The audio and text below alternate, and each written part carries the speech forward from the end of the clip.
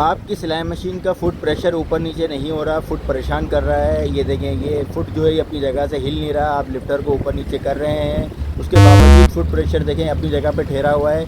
आपको इसको किस तरह से ठीक करना है, सबसे पहले आपने ये स्क्रू को लूज़ कर देना है और इसकी जो फ्रंट कवर है, इस फ्रंट कवर को आपने ये देखें ये लूज़ करके यहाँ से हटा देना है।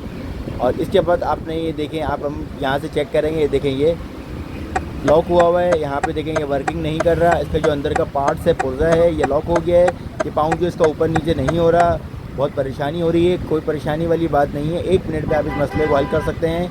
ये देखें, इसके लिए आपने ये ऊपर मशीन के ये प्रेशर टोपी होती है, इसको आप जैसे ही घुमाएंगे एडजस्ट करेंगे, फुट इसके अंदर जो है वो फंसा हुआ होता है, इसका गज़ और जो है गज़ इसका सेट हो जाएगा। और देखिए अब ये मशीन का ये फुट प्रेशर जो है ये बिल्कुल सही ऊपर नीचे हो रहा है।